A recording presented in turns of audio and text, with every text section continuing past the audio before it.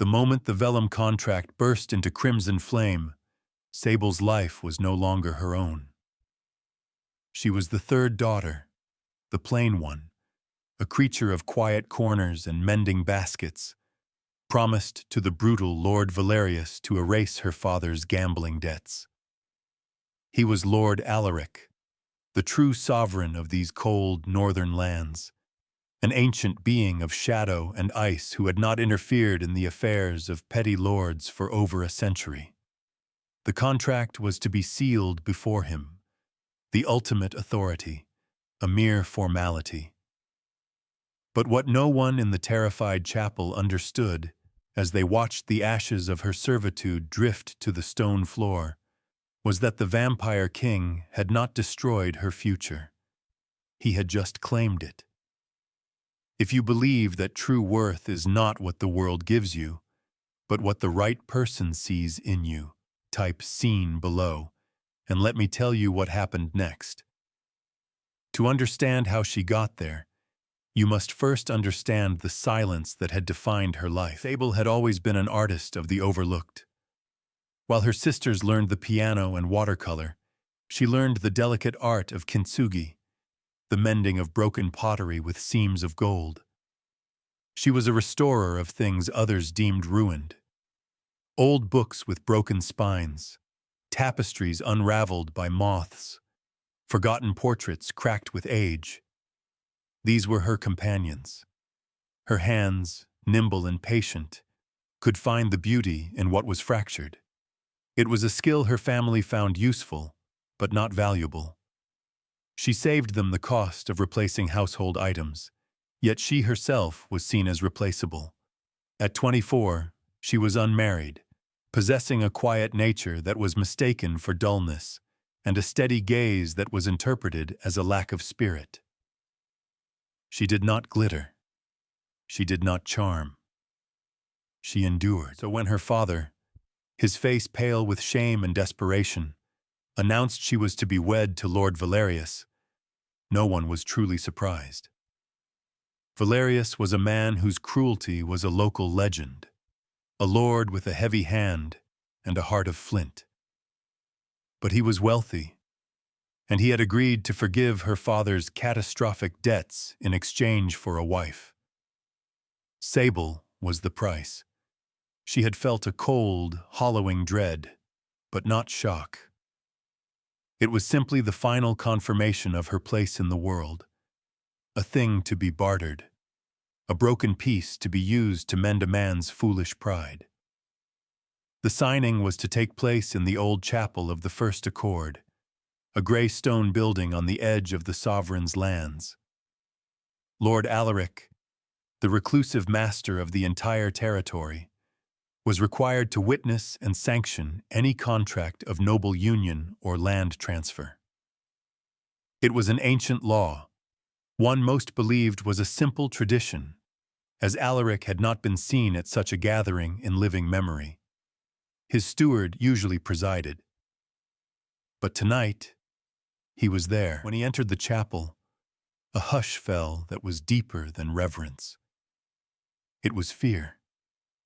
The air grew cold, the candles in their iron sconces guttering as if in a sudden gale, though the air was deathly still. He moved without a sound, a tall, severe figure in black, his face a mask of aristocratic beauty carved from marble. He took his seat on the throne-like chair near the altar, and the shadows in the corners of the room seemed to deepen, to pool around his feet like loyal hounds. Sable stood beside her father, opposite Lord Valerius, who was already looking at her with an expression of ownership that made her skin crawl. He reached out and gripped her arm, his fingers digging into her flesh. "Stand up straight, girl," he'd hissed, his voice a low growl. "You represent my new acquisition." She had flinched, a small, involuntary movement. Her gaze dropped to the floor, her spirit recoiling. But then she had done something she could not explain. She had lifted her head. She had looked past Valerius, past her father's averted eyes, and met the gaze of the man on the throne. His eyes were the color of garnets, a deep, polished crimson that held no light, only an endless depth. For a heartbeat, the world fell away. In that gaze, she felt no judgment, no dismissal. She felt only attention, a stillness, an ancient, piercing focus that seemed to see past her plain gray dress, past her trembling hands, and into the quiet, resilient core of her. It was the first time in her life she had ever felt truly seen. The steward, a nervous man named Elias, unrolled the marriage contract on the stone altar. "The terms are agreed," he'd stammered, his eyes darting toward Alaric. "A union between Lord Valerius of Stonecroft and Sable, third daughter of the House of Thorn. In exchange, all debts owed by the House of Thorn to Lord Valerius are forgiven." Valerius grunted his assent. Her father nodded numbly. Sable was supposed to give her verbal consent. The silence stretched. Valerius's grip tightened on her arm, a clear threat. "Speak," he commanded. She opened her mouth. The single word, "I agree," a shard of glass on her tongue. But before she could force it out, another voice spoke, smooth and cold as the blade of a knife. "I do not." All eyes snapped to Lord Alaric. He had not moved, yet the power emanating from him was a physical force. His crimson gaze was fixed on Valerius's hand, still clamped on Sable's arm. "My lord," Valerius said, a tremor of fury and confusion in his voice, "this is a private contract. Your presence is but a formality." "No formality in my lands is but anything," Alaric replied, his voice never rising, yet it filled every inch of the chapel. He rose slowly, gracefully from his chair. The shadows swirled around him, clinging to his coat like a living cloak. "And I find the terms unacceptable." He glided to the altar, his movements unnervingly fluid. He looked down at the contract, then back at Sable. His expression was unreadable, but his eyes held that same intense, unnerving focus. He saw the faint red marks on her arm where Valerius's fingers had dug in. He saw the quiet defiance that had replaced her fear. "The House of Thorn owes you a debt," Alaric stated, his gaze now settling on Valerius with a cold weight that made the burly lord take an involuntary step back. "I do," Valerius affirmed, trying to regain his bluster, "and the girl is the payment." "A soul is not a coin, Lord Valerius," Alaric said softly. He reached out, his long, elegant fingers brushing against the edge of the vellum. "And this contract is an insult to the very concept of accord." And then it happened. He did not use a candle. He did not use a flint. His fingertip touched the parchment, and a flicker of red light, like a spark of his own eyes, bloomed at the point of contact. In a silent whoosh, the entire document was consumed by a cold, crimson fire that gave off no heat, only a faint scent of dust and regret. It burned to black ash in seconds. A collective gasp echoed in the chapel. Her father stared, his mouth agape. Valerius looked from the ashes to Alaric, his face a mask of pure rage. "You have no right." "I have every right," Alaric corrected him, his voice dropping to a near whisper that was more terrifying than any shout. "This chapel stands on my ground. You breathe my air. Your titles are trinkets I suffer to exist." He turned his gaze from the sputtering Valerius to Sable's father. "Your debt to him is now a debt to me. I will collect it in my own time, in my own way. It will not involve the sale of your daughter." He then looked at Sable, and the world seemed to shrink to the space between them. "You will come with me." It was not a question. It was a statement of fact, as undeniable as the turning of the earth. Her father made a weak noise of protest, but Alaric's stare silenced him instantly. Valerius looked ready to lunge forward, but the shadows at Alaric's feet stirred, rising like hackles on a great unseen beast, and Valerius froze, a primal fear finally overriding his fury. Sable felt a strange calm settle over her. This man, this creature of legend and fear, had just set her free, only to cage her himself. Yet, in his cold, crimson eyes, she saw none of the brutish ownership she'd seen in Valerius's.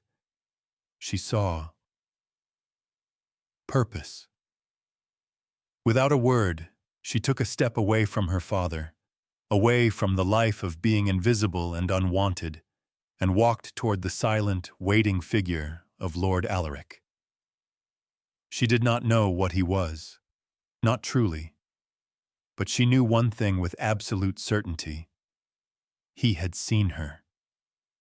And for the first time in her life, that was enough.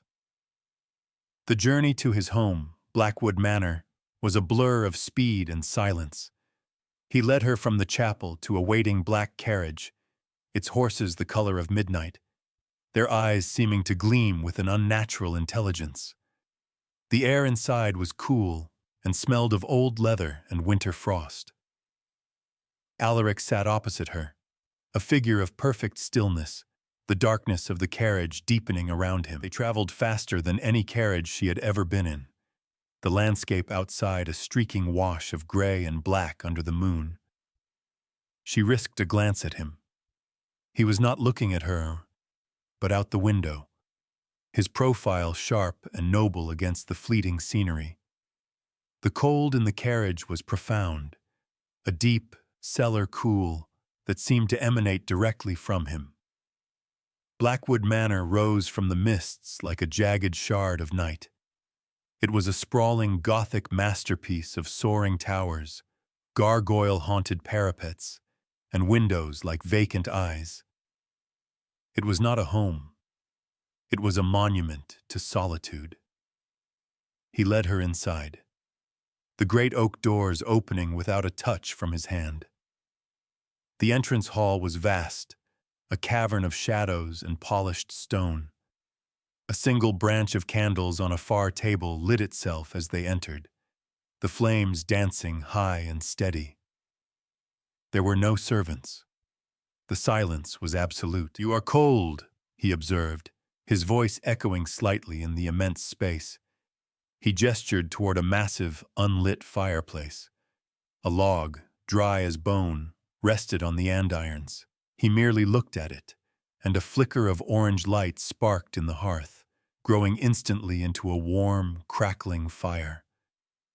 Sable stared, her heart pounding. Magic. Not the stuff of storybooks, but real, tangible, and utterly terrifying. Yet, the warmth was welcome. She took a step closer to the hearth, her worn cloak doing little to ward off the chill that had settled deep in her bones. What do you want with me?" she finally asked, her voice small but clear. Alaric turned from the fire, his crimson eyes studying her with that unnerving intensity. "I saw your hands," he said, the answer so unexpected it stole her breath. "My hands," she repeated, confused. "At the chapel," he clarified, his gaze dropping to her fingers, which were clasped tightly in front of her. "They are the hands of a maker, a restorer. There are calluses on your fingertips, but they are fine from thread and delicate tools, not from coarse labor. Your nails are clean and short. You work with things that require patience, precision, care." She was so stunned she could not speak. He had seen all of that in a single, fleeting glance across a stone chapel. Her family had lived with her for 2 decades, and had never noticed such details. "Your family spoke of you as a burden," he continued, his tone flat, observational. "Lord Valerius saw you as chattel. They are fools. They looked at a master craftsman and saw only an unadorned plank of wood." A strange, painful lump formed in her throat. To be seen, to be understood, with such breathtaking accuracy. It was more overwhelming than the fire lighting itself, more shocking than the shadows that seemed to obey him. "I have a task," he said, his voice drawing her back from the edge of tears. "One that requires the unique skill set I believe you possess. That is why you are here. I did not save you from Valerius out of charity. I saved a resource I require." The words were cold, clinical, yet they didn't sting. On the contrary, they were a balm. He wanted her for her ability, for her mind and her hands. He wanted her for the very things that had made her invisible to everyone else. "What is the task?" she asked, her voice stronger now. He gestured for her to follow, leading her away from the grand hall and down a long, echoing corridor lined with portraits whose eyes seemed to follow their progress. He stopped before a heavy, iron-bound door. He placed a hand upon it, and Sable could have sworn she heard the faint sound of tumblers clicking deep within the lock. The door swung inward on silent hinges, revealing a circular room. It was a library, but unlike any she had ever seen. Shelves curved from the floor to the domed ceiling 30 feet above, crammed with thousands of books. In the center of the room, however, was not a reading table, but a huge, circular frame upon which was stretched a magnificent, tragic tapestry. It was vast, at least 15 feet in diameter, and depicted a forest scene under a silver moon. But it was dying. The threads were frayed and brittle. The colors faded to ghosts of what they once were. Great sections were missing entirely, leaving gaping holes in the woven fabric. It looked like a memory falling apart. A deep, profound sadness emanated from it, a cold that had nothing to do with the temperature of the manor. "This is the loom of mnemosiny," Alaric said, his voice soft with an ancient sorrow. "It is important. It holds a history that must not be lost, but the magic that preserves it is failing. As it unravels, so does the memory woven into it." He walked closer, tracing the edge of a frayed silver stag with one long finger. "The magical threads are gone. They cannot be rewoven by my power, but the physical foundation, the linen, the silk, the silver, it can be mended. The structure can be restored by a mortal hand. If the canvas is made whole again, I can re-imbue it with the enchantments needed to preserve it." He turned to her, his face a study in strained control. For the first time, she saw a flicker of something beyond cold authority in his eyes. It was a desperate, aching vulnerability. "I have watched for a century for a hand steady enough, a spirit patient enough to undertake this work. I have found none, until tonight." He looked at her, and the question was plain in his eyes. "Can you do it?" Sable stepped forward, her fear forgotten, replaced by the familiar focus of her craft. She reached out, her fingers hovering just above the ruined fabric. She saw the intricate weave, the ghost of the patterns, the sheer, heartbreaking fragility of it all. It was the most difficult restoration she could possibly imagine.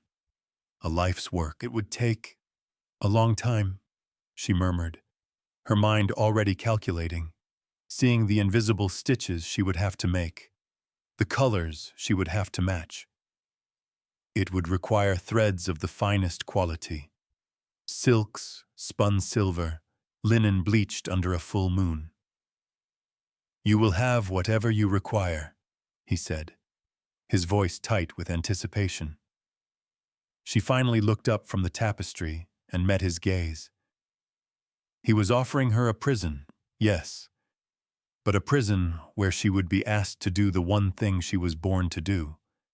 A cage where her skills would be not just valued, but essential. It was more freedom than she had ever known. "I will do it," she said. A flicker of something, relief so profound it was almost painful to witness, crossed his features before being locked away again behind his mask of control. "Good," he said simply. "Your workshop is through that door. All the materials you requested, and more, are waiting for you. My steward, Elias, will see to any other needs. You will not be disturbed."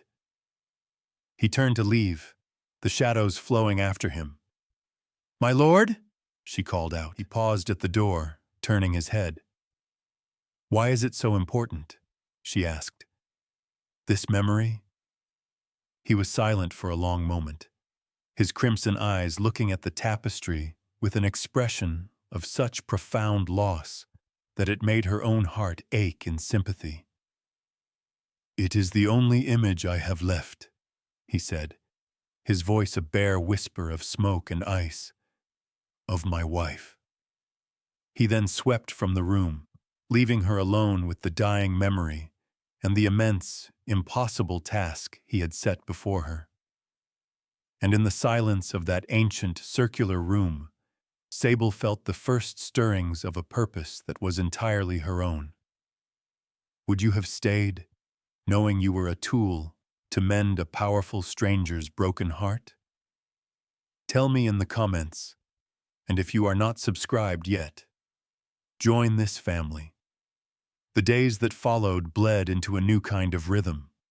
Sable's world shrank to the circular library and the adjoining workshop, a space filled with spools of thread in every conceivable color, looms, needles of bone and silver, and cutting shears sharp enough to sever a shadow. It was a craftsman's paradise. Alaric, true to his word, left her to her work. But she was never truly alone.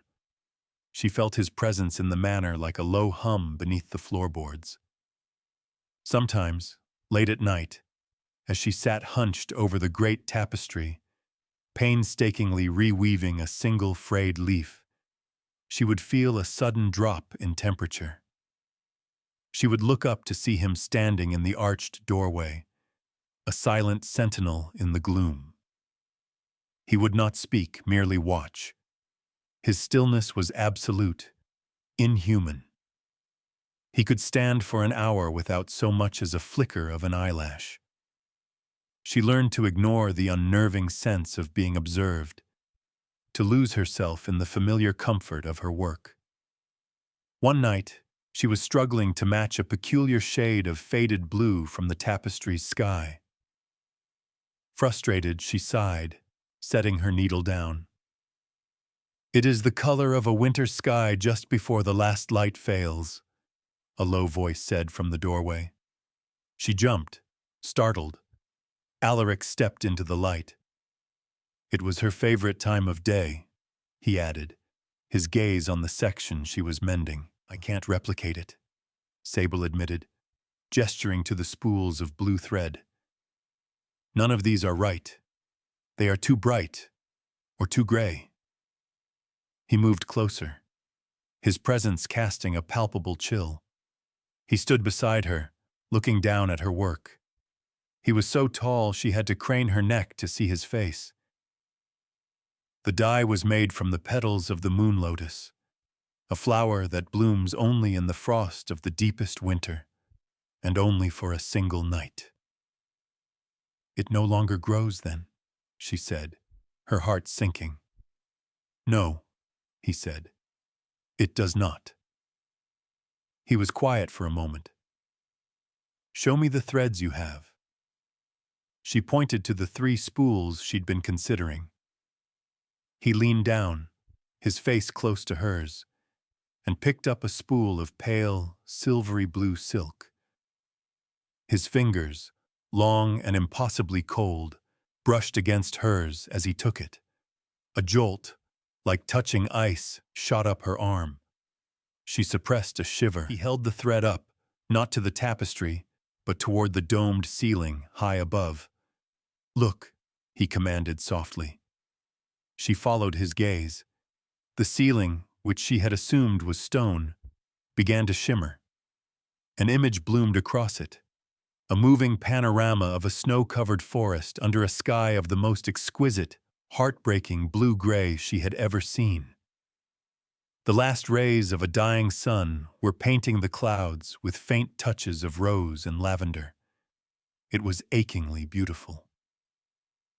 "That," he whispered, his voice thick with memory. "That is the color." She stared, mesmerized, her artist's eye drinking in the hue, committing it to memory. It was a sky full of longing, of beautiful goodbyes. "I see," she breathed. The image on the ceiling faded back to stone. He looked at her, and his crimson eyes seemed less severe, softened by the memory. "You understand." "It is a color that holds both light and shadow," she said, thinking aloud. "To create it, I cannot use a single thread. I will need to blend three: the silver blue, a pale gray, and just a hint, just a single strand of lilac." A slow, almost imperceptible smile touched the corner of his mouth. It was the first time she had seen anything other than cold severity on his features, and it transformed him, hinting at a beauty that was both breathtaking and dangerous. "You are not a craftsman, Mistress Sable," he said, his voice a low vibration that she felt in her chest. "You are an alchemist. You spin straw into gold." He placed the spool of thread back into her hand, his fingers lingering for a fraction of a second too long. The cold was still a shock, but this time it was followed by a strange, tingling warmth that spread from her palm up her arm. From that night on, things began to change. His visits became more frequent, his silences punctuated by conversation. He would tell her the stories behind the images in the tapestry. He spoke of a fierce, laughing woman with hair the color of autumn leaves, who loved the winter and was not afraid of the dark. He never used her name, only she. Sable learned that the silver stag she was currently mending was from a hunt where his wife had bested him, tracking the mythical beast to its lair. The field of faded wildflowers was where they had been married, under a summer sky. Each restored section brought a piece of his past back into focus, and with it, a piece of him. He, in turn, began to ask about her. He asked about her kintsugi, about the books she had mended. He listened with that same profound, unnerving attention as she spoke of her quiet life. He never pitied her. Instead, he seemed to hold a quiet anger for the way she had been treated. To be surrounded by fools is a uniquely painful form of isolation, he remarked one evening, watching her thread a needle with a steady hand.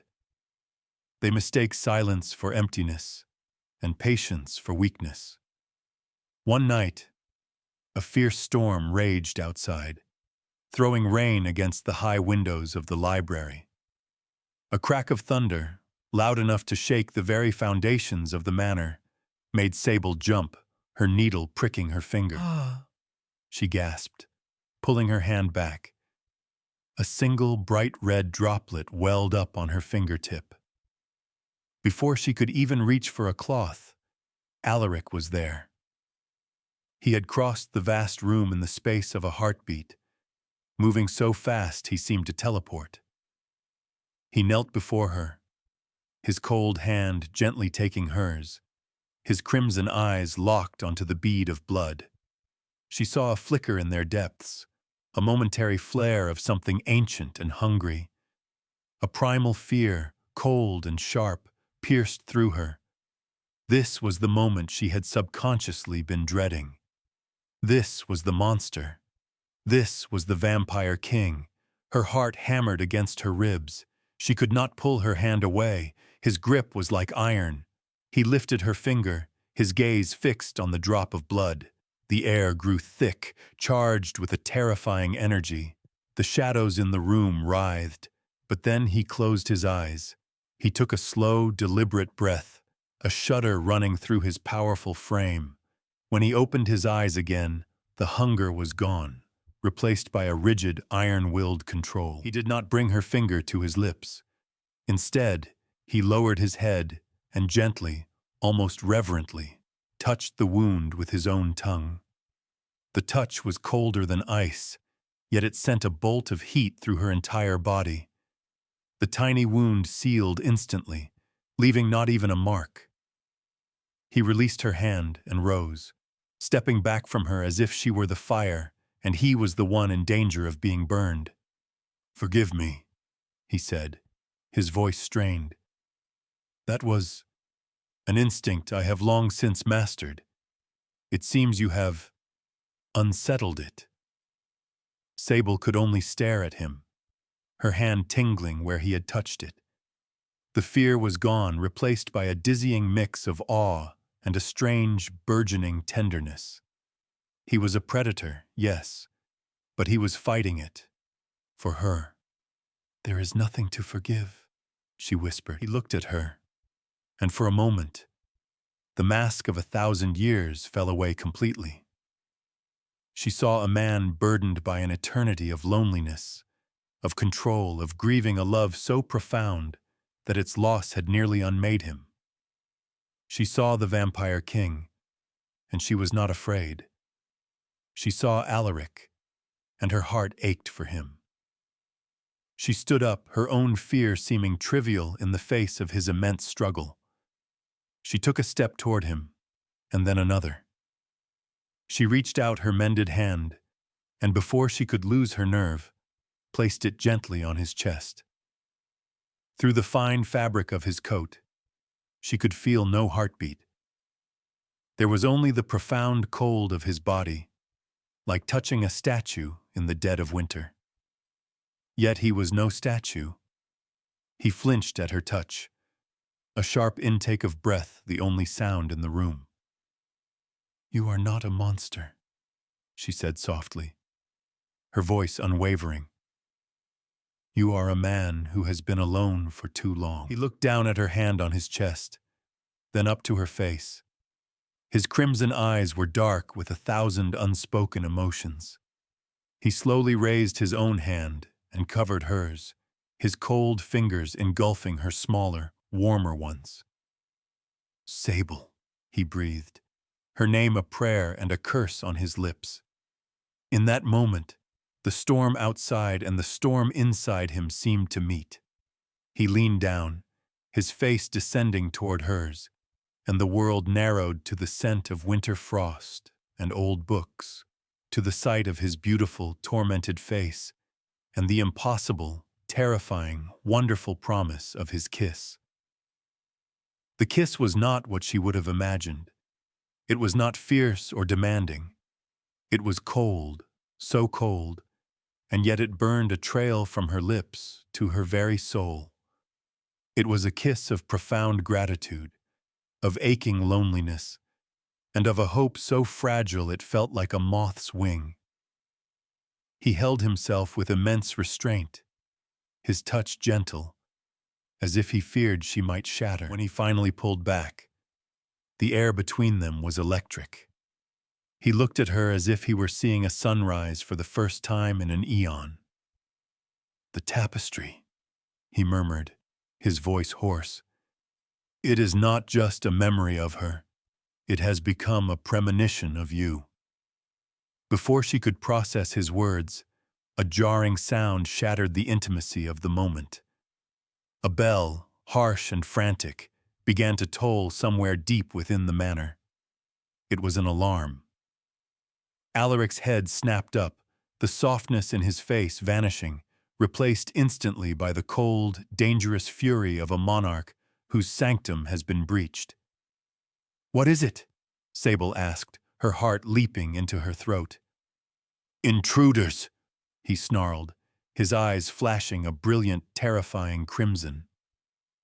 The shadows in the room detached from the walls, coalescing around him like a gathering storm. "On the grounds!" He turned from her, his entire demeanor shifting from lover to warrior in an instant. "Stay here. Do not leave this room." "But what is happening?" she cried, reaching for him. "Valerius," he said, the name a blade of ice. "The fool has a shorter memory than I credited him for. He has come for what he believes is his property." Without another word, he swept from the room, a king of shadows moving to defend his territory. The darkness flowed with him, leaving the library feeling suddenly too bright, too empty. Sable stood alone, her lips still tingling from his kiss, her body trembling not with fear for herself, but with a terrifying, protective fear for him. She had been told to stay, to be the damsel locked in the tower. But the woman who had mended a god's broken heart was not the same woman who had been sold for a gambling debt. She would not hide.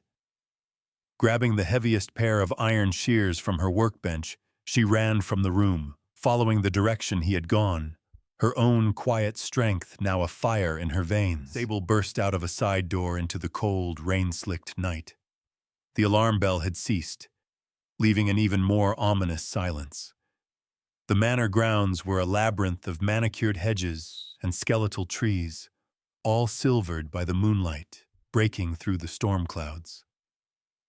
She heard a shout, coarse and ugly, from the direction of the old rose garden. She ran toward the sound, her simple shoes slipping on the wet flagstones. Peeking through a high yew hedge, she saw them. Lord Valerius was there, flanked by a dozen brutish men-at-arms, their swords drawn and gleaming. They had cornered Elias, the nervous steward, against a crumbling stone wall. "Where is she?" Valerius bellowed, his face contorted with rage. "Tell me where your master has hidden my property, or I'll split you from navel to chin." Elias trembled, pale as a ghost. "She is not property. She is the lady of this house." Valerius laughed, a harsh, grating sound. "Lady? That plain little mouse? She is mine by contract. Alaric may be the sovereign, but he overstepped. I've come to collect what I am owed." A movement in the shadows behind Valerius caught Sable's eye. It was Alaric. He stood beneath the sprawling branches of an ancient oak, utterly invisible to Valerius and his men. He was not moving, just watching, his stillness that of a predator waiting for the perfect moment to strike. The darkness around him was thick and alive, coiling like serpents. He was going to slaughter them. She could see it in the rigid line of his shoulders, in the terrible promise of violence held in his posture. He would protect her, yes, but he would do it with a brutality that would stain the ground and his soul. And in that moment, Sable knew she could not let that happen. Not for him. Before she could think, she stepped out from behind the hedge. "I am here, Lord Valerius." Every head whipped in her direction. Valerius's eyes lit up with a triumphant, greedy fire. "Ah, there she is. The little bird has flown from her cage. Come here, girl." She felt Alaric's fury like a wave of cold from the shadows. A silent, desperate command for her to go back. She ignored it, keeping her eyes fixed on Valerius. She held the iron shears tightly at her side, her only weapon. "I am not yours," she said, her voice clear and steady in the night air. "The contract was destroyed." A piece of paper, Valerius sneered, taking a step toward her. Your father sold you. You belong to me. I belong to no one, Sable stated, and she took a step forward herself. I am here of my own free will.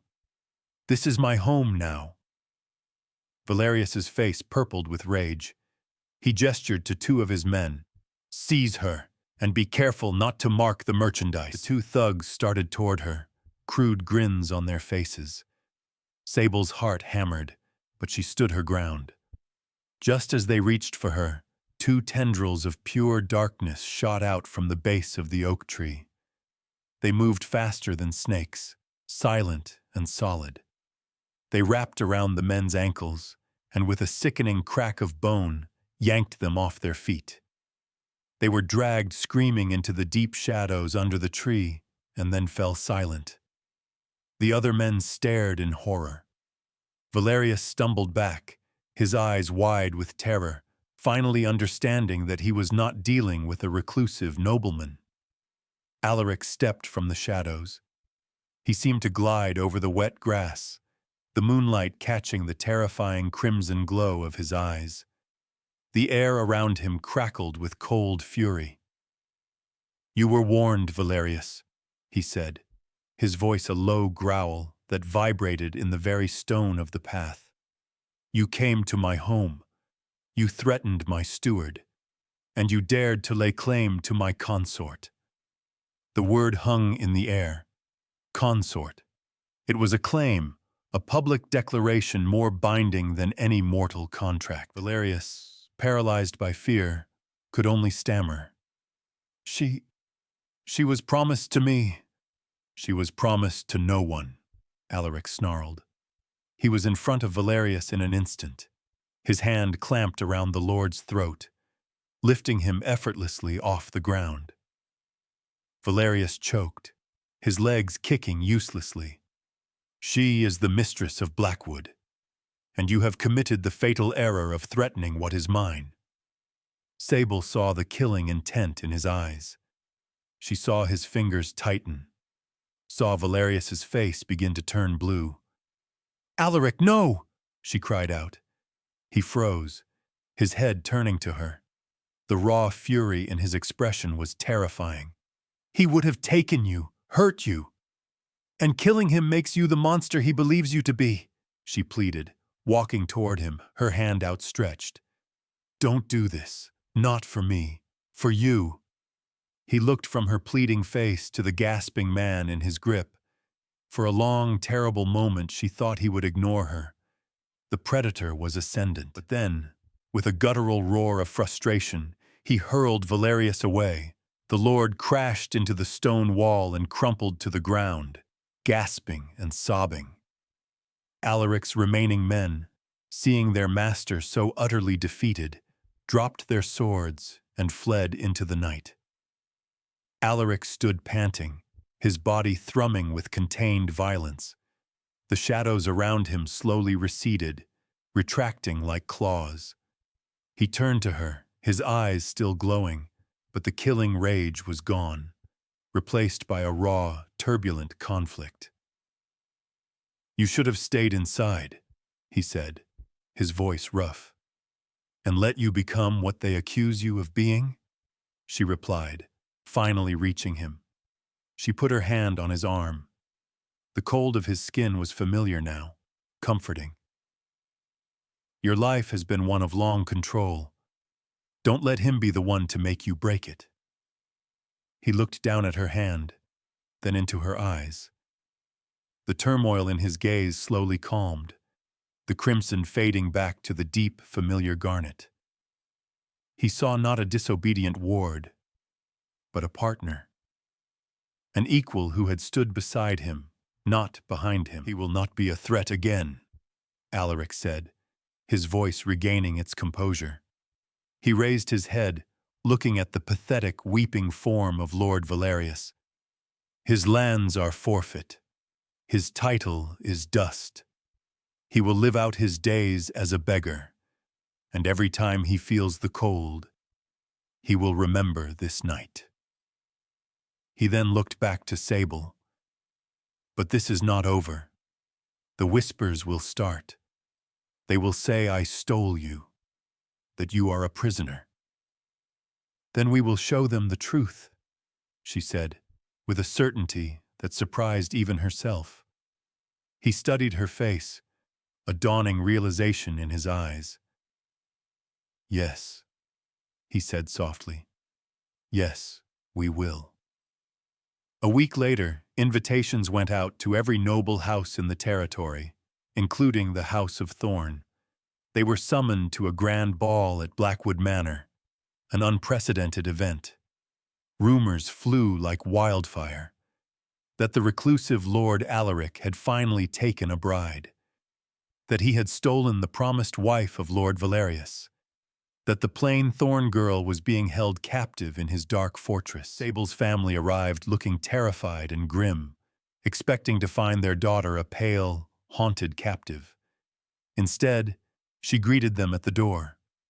She was not the girl they remembered. She wore a gown the color of a midnight sky, spun from the silks in her workshop, its fabric seeming to drink the candlelight.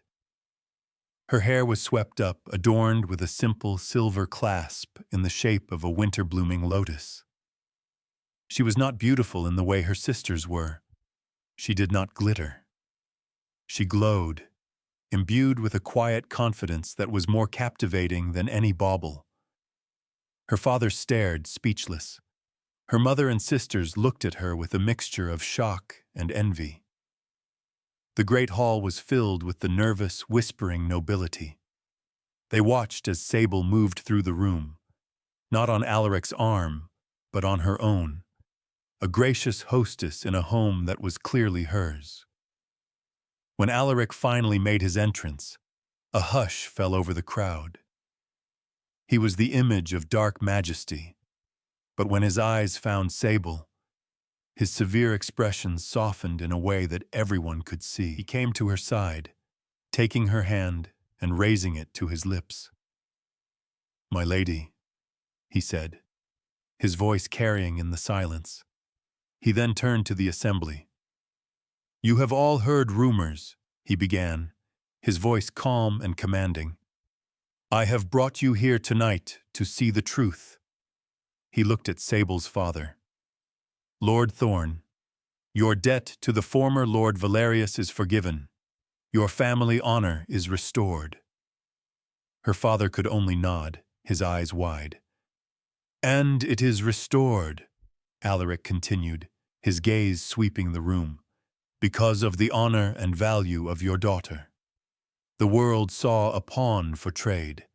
I saw a singular artist, a woman of unparalleled skill and quiet strength. The work she has undertaken for me has a value beyond any petty debt." He looked at Sable, his garnet eyes full of a deep, abiding affection that was as clear as any vow. "You came here to witness a contract of servitude. Instead, you will witness a partnership of equals.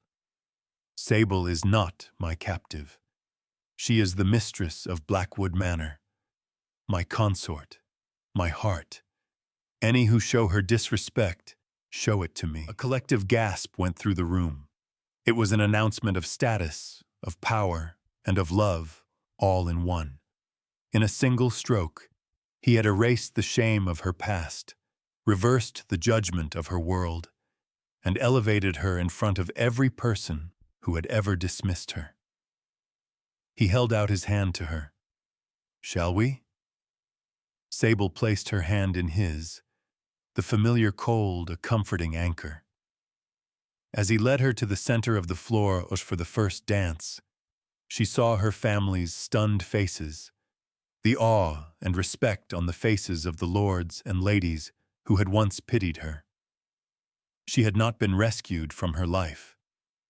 She had been given the chance to build a new one, on her own terms, beside the one person in the world who had seen her true worth all along. 1 year later. The great tapestry was finished. It hung in the library, a masterpiece reborn. The colors were vibrant, the scene's whole. The silver stag leaped through a forest of deep greens, under a sky of twilight blue-gray. The laughing woman with autumn hair felt so real, Sable could almost hear her voice. The memory was no longer dying. It was alive, and it was beautiful. Sable stood before it, her hand in Alaric's. His presence was a familiar comfort, the chill of his skin a promise of his nearness. "It is done," she said softly. "She is whole again." "No," he corrected her, turning to face her. He gently cupped her face in his cold hands. "You did not just mend her memory, Sable. You gave me permission to build a new one." The past year had been one of quiet revelation. He had shown her his world, the centuries of solitude, the burden of his power as the immortal vampire king. And she had shown him hers, the simple joys of a shared meal, the warmth of a fire on a winter night, the profound peace of two people working in comfortable silence in the same room. He had never once hidden his nature from her, but he had also never pushed her. The question of her mortality hung between them, a silent, patient understanding. "I love you, Alaric," she said, her voice full of the simple, unadorned truth that was her nature. "And I love you," he replied, his voice thick with an emotion he no longer bothered to hide. "More than memory, more than life." He hesitated, his crimson eyes searching hers. "Which brings me to the question of a lifetime, of many lifetimes." He did not ask her to be like him. He did not speak of forever. He simply laid the choice before her, as he had with everything else. "I will grow old," she stated, not as a complaint, but as a fact. "I know," he said, "and I will love you every day of it. I will watch the silver grace your hair and thank the stars for every line your smiles leave upon your face. Your life, in all its beautiful, fleeting brevity, is a gift I will treasure." He paused, his thumbs gently stroking her cheeks. "But if there ever comes a day when you look at the horizon and wish to see the sun rise with me on the other side, if you wish for our time to be measured not in years, but in ages, you need only ask. The choice is, and always will be yours." Tears welled in her eyes. It was the greatest gift he could have given her. Not immortality, but agency. The freedom to choose her own fate. A freedom she had been denied her entire life until him. She leaned up and kissed him. A soft, sure kiss full of love and certainty. "I know," she whispered against his lips. "And when the time is right, I will ask." For now, this life, this moment, was more than enough. She was seen, she was loved, and she was finally, truly, home. For more stories where quiet compassion conquers centuries of ice and where overlooked strength becomes undeniable power, subscribe to Herb Files. So tell me, would you have stayed? Comment where you are listening from tonight. I stay up until my eyes burn to bring you these stories. If this one touched you, do not break my heart. Subscribe and I will see you in the next one.